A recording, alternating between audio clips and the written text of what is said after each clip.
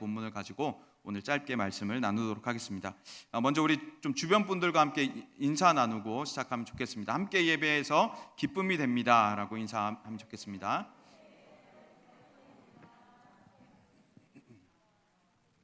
네, 함께 성전으로 지어져가는 우리가 서로를 바라보는 기쁨, 또 서로 함께 예배할 수 있는 기쁨이 가득하게 넘쳐나는 오늘 수요 예배 됐으면 좋겠습니다. 먼저 오늘 읽진 않았지만 10절에 보면 사도 바울은 내게 주신 하나님의 은혜에 따라라고 이야기를 합니다.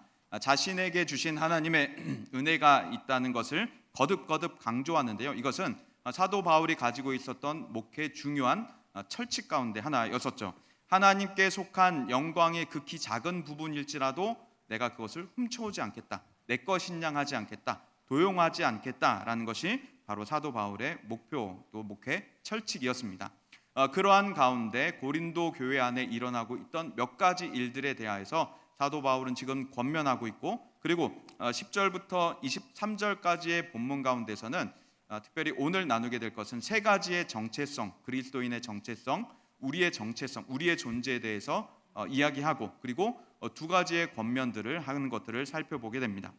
그래서 오늘 우리가 읽었던 이 짧은 본문은 1장부터 시작된 고린도 전서의 권면을 요약하는 것과 같이, 정리하는 것과 같은 그런 역할을 하고서, 그리고 4장부터 이어지게 되는 새로운 권면들을 이어주는 그 역할을, 다리 역할을 하게 됩니다. 이 가운데 나타나는 중요한 핵심적인 사상, 그리고 우리의 존재, 그리스도인의 정체성을 사도 바울은 뭐라고 말하냐면 우리는 그리스도의 터 위에 있다라고 이야기하고요. 우리는 하나님의 성전이며 성령이 우리 안에 계신다라고 이야기합니다. 그리고 우리는 그리스도의 것이고 그리스도는 하나님의 것이다라고 이야기를 하죠. 이 세 가지의 중요한 핵심 사상을 가지고 오늘 본문을 진행하고 있고, 그리고 1장부터 진행됐던 권면들을 요약하고 있으면서 동시에 4장부터 이어지는 새로운 권면들에 대하여서 이것을 기본적인 바탕으로 두고서 권면을 이어가게 됩니다. 먼저 사도 바울은 터에 대한 이야기를 하고 있죠. 10절부터 15절까지에 보면 우리는 지금 어느 터에 있는가를 말해줍니다. 어느 지형에 건축하느냐에 따라서 그 건물의 모양은 달라지기 마련입니다. 산 비탈에 세울 것이냐, 평지에 세울 것이냐, 혹은 수상 가옥에 세울 것이냐에 따라서 그 집 모양은 달라지게 됩니다. 그리고 기후에 따라서도 그 집의 모양은 달라지게 됩니다. 강원도 고성에 있는 왕곡마을에 가면 추위에 대비하고 있는 그 가옥들의 특징이 나타나고요. 제주도에 가면 강한 바람에 대비해야 하는 가옥의 특징들이 나타나고요. 또 열대지방에 가면 그 더위에, 열대 더위에, 폭염에 대비해야 하는 가옥의 특징들이 나타납니다. 이와 같이 어느 곳에 짓느냐에 따라서 집의 모양은 달라지게 되죠.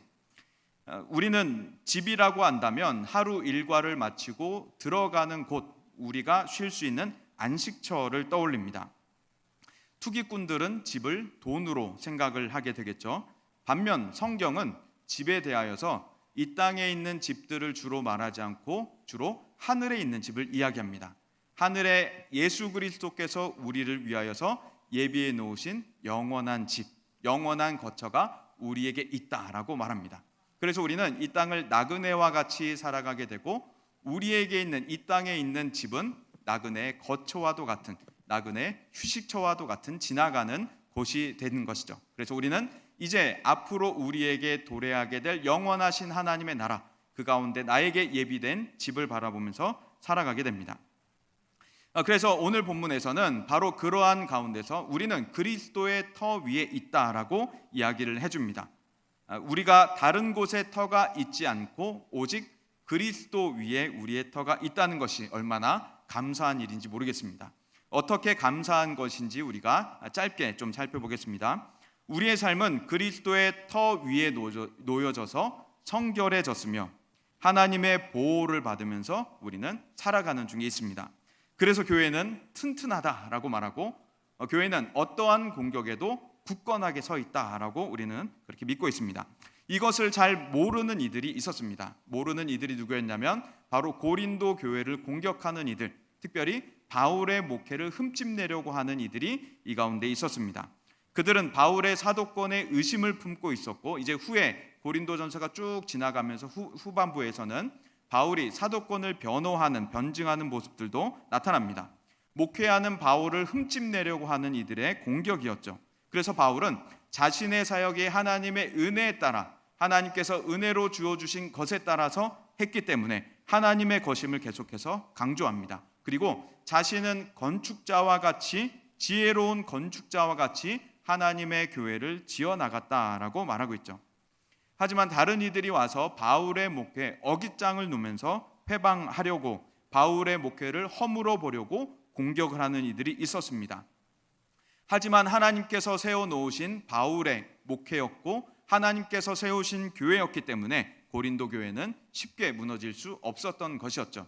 이처럼 그리스도의 터 위에 있다라고 하는 것은 바로 그 어떠한 공격에도 쉽게 넘어지지 않는, 무너지지 않는, 쓰러지지 않는 그러한 하나님의 보호를 받는다는 의미가 있는 것입니다. 그래서 우리가 그리스도의 터 위에 놓여졌다라고 하는 것은 하나님의 특별하신 보호를 받으며 살아간다라고 하는 것이죠. 우리가 감사하지 않을 수가 없는 바로 그러한 이유가 됩니다.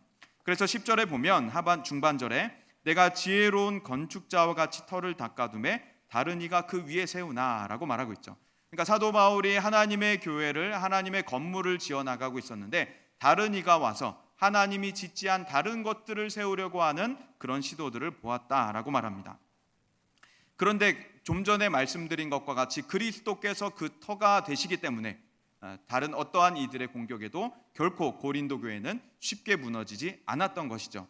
마치 느헤미야 시대 성벽을 건축하려고 하는데 산발랏과 도비아가 와서 계속해서 방해를 하지만, 회방하고 협박하지만 결코 하나님의 일은 중단되지 않고 회방받지 않고 하나님의 계획대로 그 성벽이 지어져 결과를 맺은 것 같이 교회는 그렇게 계속해서 하나님의 역사 가운데 진행이 되는 것입니다. 마찬가지로 우리 교회 역시 세상이 아무리 위협을 가한다 할지라도 하나님의 계획하신 일들이, 하나님의 목적하신 모든 일들이 이루어질 때까지 하나님 계속해서 우리를 보호해 주시는 것입니다. 그것이 예수 그리스도 다시 오시는 그날까지, 이 세상이 끝날까지 계속될 수 있기를 간절히 소망합니다. 뿐만 아니라 우리 교회에 있는 모든 성도들과 성도들의 가정 역시 그러한 보호를 끝까지 받고 있는 것이죠. 그렇다면 그리스도의 터는 과연 무엇일까 우리가 궁금해지기 시작합니다. 과연 그리스도의 터라고 하는 것은 무엇일까? 그것은 바로 구원을 이야기하는 것입니다. 구원받은 그 위에 우리가 서 있다라고 하는 것이죠. 우리가 가끔 생각할 때 우리는 죽을 수밖에 없었던이라고 생각을 하지만 사실 조금 더 정확하게 이야기하자면 우리는 죽어 있었던 존재들입니다. 지옥에 갈 수밖에 없는 것은 맞는 말이지만 조금 더 정확하게 말하자면 우리는 지옥에 있었던 존재들입니다. 그런데 하나님의 은혜에 따라 예수 그리스도의 대속제물이 되심에 따라 우리는 죽어 있던 존재에서 살아있는 존재로 옮겨지게 되었고 우리는 지옥에서 천국으로 옮겨진 존재들이 된 것입니다. 그래서 우리는 사망의 터에 놓여져 있다가 그리스도의 터로 옮겨지게 된, 그리스도의 터로 이사가게 된 사람들인 것이죠. 그렇기 때문에 우리는 날마다 생각할 때마다 감사할 수밖에 없고 우리는 이를 생각할 때마다 날마다 찬송할 수밖에 없는 것입니다. 쓰레기장에서 뒹굴고 있던 우리들을 어느 한날 예수 그리스도의 대속의 은혜로 인하여서 우리는 어느 날 대궐에, 아주 잘 지어진 대궐에, 그리고 아주 잘 지어진 왕궁에 옮겨져서 왕의 아들로 살아가게 된 것이 바로 우리들의 인생이 된 것입니다. 그래서 우리는 더 이상 죄와 사망의 종노릇을 할 필요가 없게 되었고 그리스도의 터 위에 있기 때문에 우리는 그리스도의 제자된 삶을 살아가며 그리스도께서 하듯이 우리는 그리스도의 성결한 그 모습을 닮아서 살아가게 된 것이죠. 그리스도의 구원이 우리에게 주는 선물은 영생뿐만 아니라 성결한 삶까지도 우리에게 선물로 주신 것입니다. 그래서 그리스도의 터가 우리 삶의 기초가 되고 우리 교회의 기초가 되어서 우리는 그 구원의 터 위에서 살아가는 사람들, 그래서 예수 그리스도로 인해서 하나님의 백성된 사람들, 그 나라에 들어가며 그 나라를 통째로 받게 된 사람들이 바로 우리 자신인 것입니다. 16절부터 20절까지는 이제 성전에 대해서 이야기합니다. 그 유명한 16절의 말씀, 너희는 너희가 하나님의 성전인 것과 하나님의 성령이 너희 안에 계시는 것을 알지 못하느냐라고 말하죠. 이것은 실로 엄청난 사건이 됐습니다. 왜냐하면 구약 성경의 사건들을 떠올려 보자면 구약에서 말하고 있는 성전은 하나님의 임재가 머무르는 독특한 장소, 상징적인 곳이 바로 성전이었습니다. 그래서 사람들은 제사를 드리려 한다면, 하나님을 만나려 한다면 성전에 가야만 성전에 계신 하나님을 만날 수가 있었습니다. 성전에 계신 하나님의 임재는 또 특별하였고 또 그렇게 신약 시대와 비교하여서는 편만하지 않았던, 일반적이지 않았던 특별한 제한적인 임재였었습니다. 그런데 그 개념이, 그 건물 성전의 개념이 신약 시대가 되면서 바뀌게 되었죠. 그 예수 그리스도께서 이 땅 가운데 오시면서 하나님의 임재가 우리 눈앞에 오게 되었고, 하나님의 나라가 바로 우리 눈앞에 와서 우리 눈앞에서 걸어 다니시게 되었고, 우리와 함께 식사를 하시게 되었고, 우리와 함께 예배를 드리시게 된 것이 바로 예수 그리스도의 성육신입니다.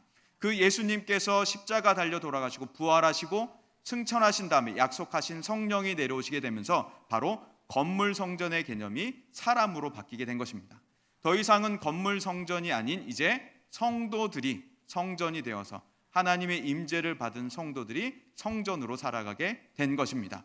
바로 성령이 모든 믿는 자들에게 각각 임하게 되시면서 하나님의 임재가 우리 속에 내주하시고 떠나시지 않고, 결코 영원토록 떠나시지 않고 계속해서 우리 삶과 함께 동행하시기 때문에 우리가 곧 성전이 되어, 성도가 곧 성전이 되어 살아가게 된 것입니다.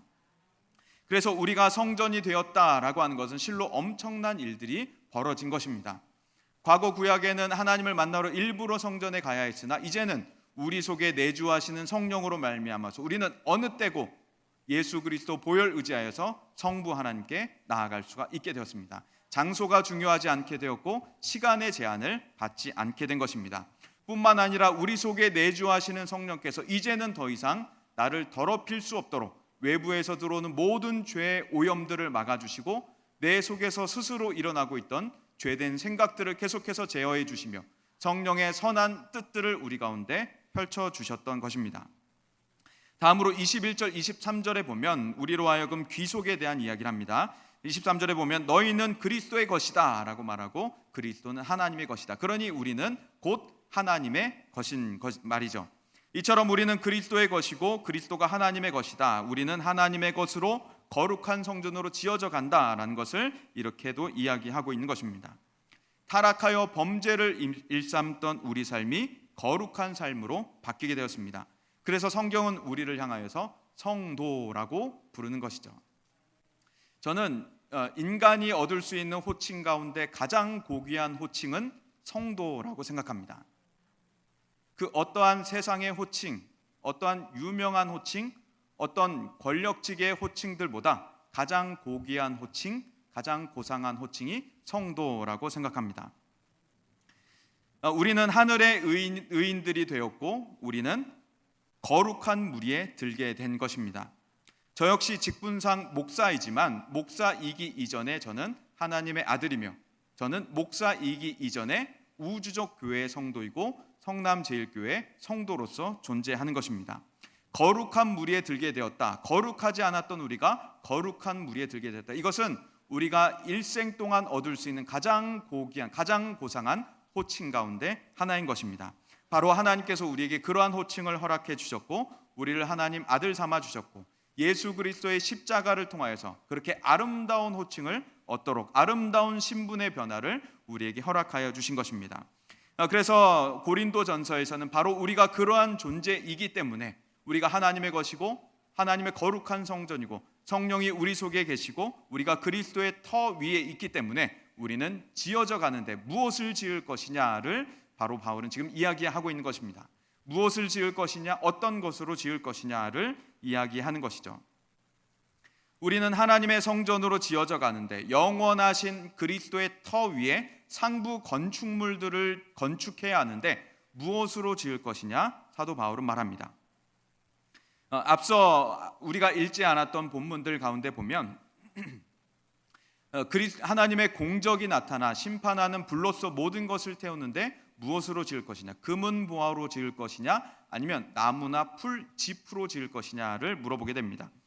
우리는 불에 타버려 없어질 나무나 풀이나 짚으로 짓지 않고 금은 보화로 지으려 한다면 바로 하나님의 거룩한 성전의 영원한 기둥들을, 영원한 상부 건축들을 우리는 세워나가야 할 줄로 믿습니다. 그것은 곧 에베소서 4장에서 말하는 것처럼 성령께서 우리를 이미 하나 되게 하신 것을 힘써 지키는 삶이 되는 것이며, 또 함께 성도들과 함께 연합하여서 연결되어서 지어져 가는 삶을 말하는 것입니다. 이에 합당한 삶으로 옛 삶을 다 버려버리고 그리스도 안에서 새롭게 된 삶을 살아가는 것을 말하는 것입니다. 또한 마귀에게 틈을 주지 않고 하나님을 본받는 그 삶을 말하는 것이죠. 그래서 오늘 본문의 18절에도 보면 아무도 자신을 속이지 말라고 말합니다. 우리 함께 18절 함께 봉독해 보겠습니다. 시작. 아무도 자신을 속이지 말라. 너희 중에 누구든지 이 세상에서 지혜 있는 줄로 생각하거든 어리석은 자가 되라. 그리하여야 지혜로운 자가 되리라. 아멘. 네, 세상에서 지혜 있는 자로 생각하거든 어리석은 자, 그러니까 세상의 지혜를 버려버리라는 얘기죠. 세상에서 말하는 지혜들을 버려버리고 하나님을 본받아라라는 말입니다. 로마서 16장 19절에서 말하고 있는 것처럼 선한 데는 지혜로워야 하나 악한 데는 미련해야 하는 그 삶을 바로 우리에게 말하는 것입니다. 우리는 이 세상을 살아가는 동안에 우리는 성경의 가르침도 받지만 또한 우리는 세상의 가르침을 겸하여서 받습니다. 그렇기 때문에 우리는 날마다 성경이라고 하는 필터를 통해 이 세상의 것들을 해석하고 수용해야 하는 것이죠. 그것을 우리는 비판적 수용이다라고 말합니다. 세상은 우리에게 성경에 반대되는 충고들과 가르침들을 자주 하기 때문에 그렇습니다. 그래서 세상의 가르침을 따르면 우리는 이 세상의 넓은 길로 갈 수는 있으나 그 끝은 멸망의 길이라고 성경은 우리에게 가르쳐 주십니다. 반면 세상의 가르침을 거스르고 하나님의 가르침을 따른다면 우리는 좁고 협착한 세상을 살아갈 수 있으나 그 끝은 영원한 생명의 길이라고 성경은 우리에게 말해줍니다. 그렇다면 세상에서 우리에게 충고하고 있는 것은 무엇일까요? 어떤 내용들일까요? 성경에서는 우리에게 그렇게 말합니다. 건강이 최고야 라고 말합니다. 건강이 최고야. 그래서 보면 무엇을 먹어야 오래 살 수 있다, 어떤 수면을 취해야 오래 살 수 있다, 어떤 생활 자세를 취해야 오래 살 수 있다, 이런 것들을 많이 가르쳐 줍니다. 나쁜 것은 아니지만, 우리에게 백해무익한 것은 아니지만 건강이 최고야 라고 말을 하는 데 있어서는 여러 가지 함정들이 숨어 있다는 것을 우리는 발견합니다. 건강이 최고야 라고 말하는 사람들에게 우리는 예배가 최고야 라고 답해줘야 하기 때문인 것이죠. 건강보다 예배가 우선하고 건강이 상하더라도 우리는 예배를 포기할 수 없는 사람들입니다.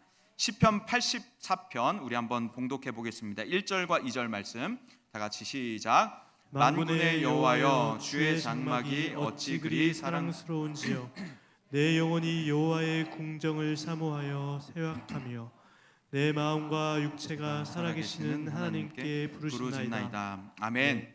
여기 보면 만군의 여호와여, 주의 장막이 어찌 그리 사랑스러운지요 하면서 그 하나님의 전을, 하나님의 예배를, 하나님의 임재를, 하나님의 영광을 사랑하고 사모하여서 노래하고 있는 이 시인의 모습을 발견합니다. 그런데 2절에 보면 그 시인의 모습이 건강이 상해 있는 모습을 발견하게 되죠.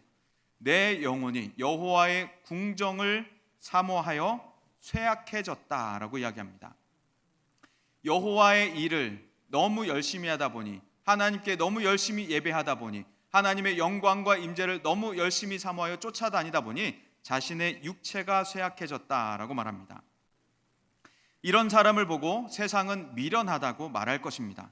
그러나 시편 84편은 주의 집에 사는 자는 복이 있다고 말합니다. 시온의 대로가 펼쳐지는 약속을 노래하고 있습니다. 우리 역시 같은 삶을 살아가고 있죠. 주를 위해서 열심히 봉사한 우리의 육체는 점점 쇠약해져 갑니다. 주를 위해서 오래 쓰다 보니 관절마다 마디마다 뼈마다 약해지고 인대들은 약해지고 어떨 때는 손상을 입기 마련이며 온몸이 여기저기 쑤시기 마련이죠. 이전에는 거뜬하던 주방 접시들도 이제는 들게 되면 너무 무거워서 개수들이 줄어들게 되고 내가 못 들겠구나라고 하는 한탄과 탄식에 접어들게 됩니다. 교회 주방 설거지 이전에는 뭐 거뜬히 해내고도 남았었는데 이제는 교회 주방 설거지를 하루 하고 나면 다음 날에 온 몸이 쑤셔서 도저히 일어날 수 없을 지경이 되고 말았습니다. 교회 행사한다 그러면 이전에는 거뜬히 옮겼던 짐들이었는데 건물을 옮길 만큼도 남아돌던 체력이었는데 이제는 작은 천막 하나 치고 나면 힘이 다 빠져버리게 된 우리들의 육체입니다. 그럼에도 우리는 계속해서 주의 일을 즐거워하고 어떻게 해서든지 작은 내 힘이라도 주의 일에 보탬이 되려고 봉사를 마다하지 않습니다. 예배하러 오는 길이 너무 멀어도 우리는 예배하러 오는 길을 마다하지 않고 걷기도 하고 운전해서 오게 됩니다.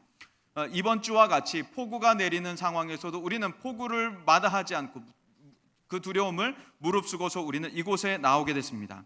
언덕이 가파르고 계단이 많더라도 언덕과 계단이 우리의 발길을 막을 수가 없었습니다.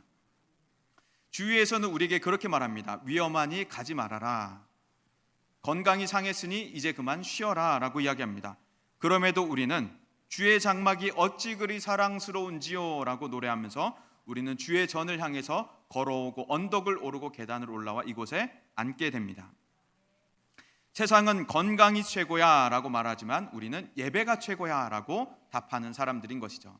아무리 우리의 뼈 마디가 계속해서 상해가고 약해간다 할지라도 우리의 근육이 계속해서 빠져나가 더 이상 걸음이 느려진다 할지라도 우리의 예배는 포기되지 않고 우리는 계속해서 주의 전으로 나오게 되는 사람들인 것입니다. 또한 세상은 우리에게 그렇게 말합니다. 돈이 최고야 라고 말합니다. 세상은 건강과 돈이 최고라고 말하며 오죽하면 젊을 때는 돈과 시간이 없어서 여행을 못했는데 이제 나이 들어 돈과 시간은 있는데 건강이 없다고, 돈과 시간은 있는데 건강이 없다고 한탄을 하겠습니까? 바로 돈과 건강이 최고라고 말하는 세상의 모습, 그리고 즐기는 것들이 최고라고 말하는 세상의 모습들입니다.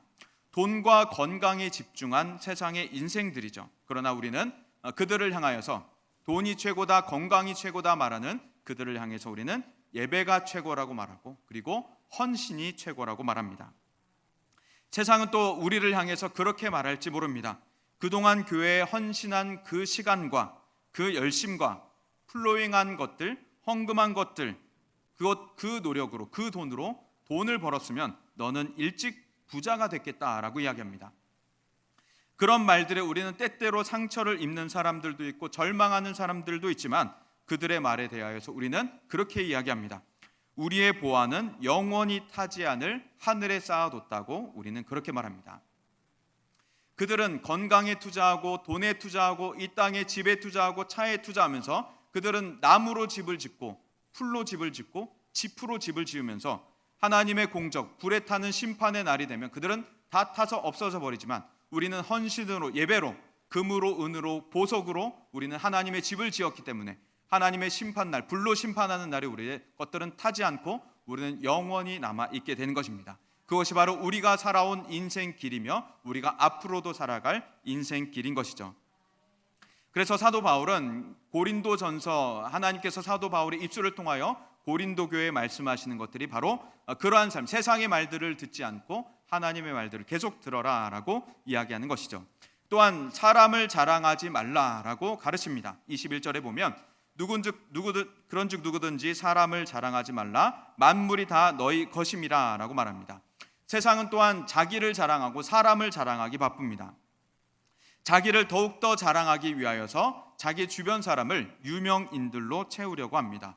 소위 사회에서 성공한 사람들, 돈이 많고 겉이 번지르르한 사람들을 그룹에 포함시켜줍니다. 그리고 그들과 자신의 친분을 과시하며 자신의 성공을 알리고 박수를 받으려고 하죠. 내가 누구를 안다, 나 누구랑 친하다, 이런 말들을 서슴없이 하며 그런 말들을 통하여서 사람들이 자기 자신을 높여줄 거라고 착각을 합니다. 그러나 그리스도인들의 인생은 그와 다르게 살아갑니다. 그리스도께서 보여주셨던 것과 같이 그리스도는 세상 사람들 그리고 사회적으로 외모 어떠한 것들에 영향받지 않고 오직 하나님의 뜻에 따라 모든 이들을 친구로 삼으셨습니다. 세상적으로 탁월하지 않은 12명을 제자로 부르신 주님이십니다. 그들의 부르심은 정말로 평범했고 심지어 예수님은 세리와 죄인들의 친구라고 비난을 받기도 했습니다. 마태복음 11장 19절을 보면 예수님께서 죄인들을 구원하시기 위하여서 죄인들에 찾아가고 그들과 함께 교제를 나누어 주셨던 그러한 모습들에 대하여서 세상은 저가 세리와 죄인의 친구로다라고 비난을 했었죠. 예수님은 모든 믿는 자들의 친구가 되어주시고 그 믿는 자들은 예수님을 만나기 전까지 모두가 죄인이었습니다. 우리 역시 마찬가지의 삶이었죠. 우리는 예수님을 만나기 전까지 죄인인 인생을 살아왔습니다. 그렇기 때문에 우리가 찾아 나서야 하는 사람들은 누구냐 하면 바로 예수 그리스도와 같이 예수를 믿는 사람들, 그리고 예수를 믿으려 하는 모든 이들을 우리는 찾아 나서야 합니다. 우리 교회 안에서도 우리가 교제를 할 때 우리는 사람을 가리지 않고 그의 외모를 보지 않고 그의 외적인 사회적인 지위, 성공 여러 가지 것들을 우리는 고려하지 않은 채 하나님의 사랑 안에 머물면서 그들을 사랑하고 교제해야 관계를 맺어야 될 줄로 믿습니다. 그래서 우리 역시 사람을 사귀는 데 있어서 사회적으로 성공한 사람들, 자랑할 만한 사람들을 사귄다면 우리 역시 세상 사람들과 별반 다르지 않을 것입니다. 또한 우리 역시도 사랑할 만한 사람들만을 사랑한다면 우리는 세상 사람들과 별반 다르지 않을 것입니다. 우리 역시도 예수님께서 하셨던 그와 같이 우리에게 허락하신 성남제일의 모든 성도들을 향하여서 사랑으로 대하고 성도를 나의 친구로 나의 가족으로 사귈 수 있기를 간절히 소망합니다. 이와 같이 우리가 세상의 기둥들을 다 허물어 버리고 옛날에 쌓아놓았던 모든 세상적인 기둥들을 다 허물어 버리고 하나님의 기둥들을 쌓아 나갈 때 우리 삶에 영원한 하나님의 건축물들이 남아 있을 줄로 믿습니다. 이 세상의 재산과 학위와 인맥과 액세서리 등등 자랑할 만한 나무로 쌓아올린, 짚으로 쌓아올린, 풀로 쌓아올린 모든 건축물들을 다 허물어 버리고 하나님께서 우리에게 주신 사람들을 사랑하고 그리고 사람을 자랑하지 않고 예수 그리스도를 자랑하며 그리고 하나님께서 우리에게 주신 하나님의 임재 그리고 예배를 사모하며 주님께서 나에게 주신 몸된 교회를 계속해서 헌신해 나가기 시작할 때 우리는 영원히 세상이 사라져 없어지더라도 영원토록 없어지지 않는 하나님의 건축물을 우리는 갖게 될 것입니다. 영원토록 타지 않는, 영원토록 사라지지 않는 그 영원한 금과 은과 보석으로 지어진 우리의 영혼의 헌신, 영혼의 예배들 우리가 끝까지 전진할 수 있기를 소망합니다. 영원히 불에 타지 않는 우리들의 신앙을 우리가 계속해서 간직하고 앞으로 더 그것들을 갈고 닦아나갈 수 있는 우리가 다 되었으면 좋겠습니다. 우리는 세상의 자랑인 나무와 풀과 짚으로 건축하는 자들이 아님을 우리가 늘 잊지 않았으면 좋겠습니다.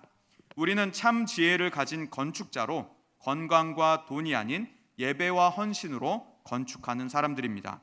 영원히 사라지지 않는 진정하고 참된 성도 사랑으로 건축하며 지혜의 건축을 오늘도 내일도 기쁨으로 계속해서 해나갈 수 있는 우리 모두가 다 되시기를 간절히 기도합니다. 우리 시간 좀 찬양하고